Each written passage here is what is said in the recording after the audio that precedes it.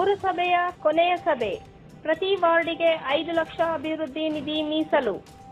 ಪಾವಗಡ ಪುರಸಭೆಯ ಅಧ್ಯಕ್ಷರಾದ ರಾಜೇಶ್ ಬಾಬು ಅವರು ಅಧ್ಯಕ್ಷತೆಯಲ್ಲಿ ಸೋಮವಾರ ನಡೆದ ಪುರಸಭೆಯ ಕೊನೆಯ ಸಾಮಾನ್ಯ ಸಭೆಯಲ್ಲಿ ಪಟ್ಟಣದ 23 ವಾರ್ಡುಗಳ ಮೂಲಭೂತ ಸೌಕರ್ಯಗಳ ಅಭಿವೃದ್ಧಿಗೆ ತಲಾ 5 ಲಕ್ಷ ಮೀಸಲು ಮಾಡುವ ನಿರ್ಧಾರ ಕೈಗೊಳ್ಳಲಾಯಿತು. ಮಾಜಿ ಅಧ್ಯಕ್ಷರಾದ PH ರಾಜೇಶ್ ಅವರು ಈ ಪ್ರಸ್ತಾವನೆ ಸಲ್ಲಿಸಿದ್ದು, ಸಭೆಯಲ್ಲಿದ್ದ ಎಲ್ಲಾ ಸದಸ್ಯರ ಒಮ್ಮತದಿಂದ ಅಂಗೀಕರಿಸಿದರು. ಸಭೆಯಲ್ಲಿ ಪುರಸಭೆಯ ಅಂಗಡಿಗಳ ಬಾಡಿಗೆ ವಸೂಲಿ ಕಡ್ಡಾಯಗೊಳಿಸುವ ಹಾಗೂ 16 ಖಾಲಿ ಅಂಗಡಿಗಳನ್ನು ಮರು ಹರಾಜು ಮಾಡಲು ತೀರ್ಮಾನಿಸಲಾಯಿತು. ಪತ್ರಕರ್ತರೊಂದಿಗೆ ಮಾತನಾಡಿದ ಅಧ್ಯಕ್ಷರಾದ ಸುದೇಶ್ ಬಾಬು ಅವರು, ಕಳೆದ 14 ತಿಂಗಳ ಅವಧಿಯಲ್ಲಿ ಸದಸ್ಯರಿಗೆ ಅಧಿಕಾರ ಸಿಗದ ಹಿನ್ನೆಲೆಯಲ್ಲಿ ಕೆಲವು ಅಭಿವೃದ್ಧಿ ಕಾಮಗಾರಿಗಳು ಮುಂದೂಡಲ್ಪಟ್ಟಿದ್ದವು ಎಂದು ತಿಳಿಸಿದರು.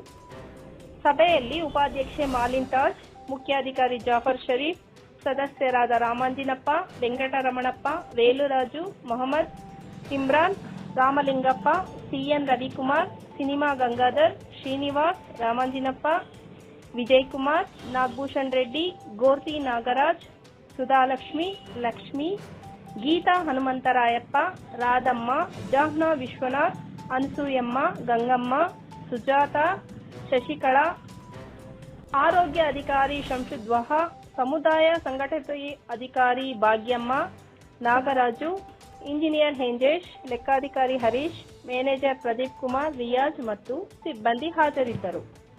ನಮ್ಮ ಎಲ್ಲ ಪುರಸಭೆಯ ಸದಸ್ಯರು ಮತ್ತು ಸದಸ್ಯರು ಅಕ್ಕದಗಿಯರೇ, ಈ ದಿವಸ ನಮ್ಮ ಪಾವನ ಕೊನೆಯ ಸಾಮಾನ್ಯ ಸಭೆ ಆಗಿರುತ್ತದೆ.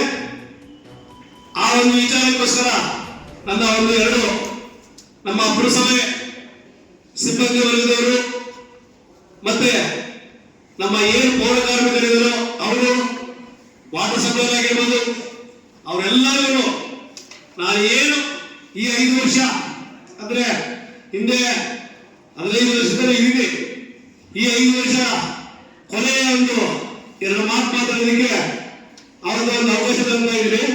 ಯಾಕೆ ಅಂದ್ರೆ ನಾವು ಈ 5 ವರ್ಷ ಅಭಿವೃದ್ಧಿ ಮಾಡಬೇಕಂದ್ರೆ ಮುಖ್ಯ ಕಾರಣಕರ್ತರು ನಮ್ಮ ಪೌರ ಕಾರ್ಮಿಕರು ಮತ್ತು ವಾಟರ್ ಸಪ್ಲೈಯರು.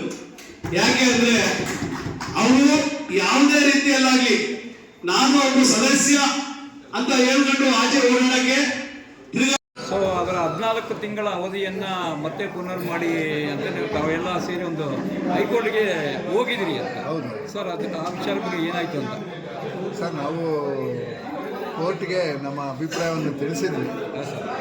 ಕಾನ್ಸ್ಟಿಟ್ಯೂಷನಲ್ಲಿ ಸೆಕ್ಷನ್ 24(u) ಅಲ್ಲಿ ಏನು ಫಸ್ಟು ಸಭೆ ನಡೆದಾಗಿಂದ 5 ವರ್ಷ ನಾಟ್ ಮೋರ್ ದೆನ್ ಅಂತ ಇದೆ.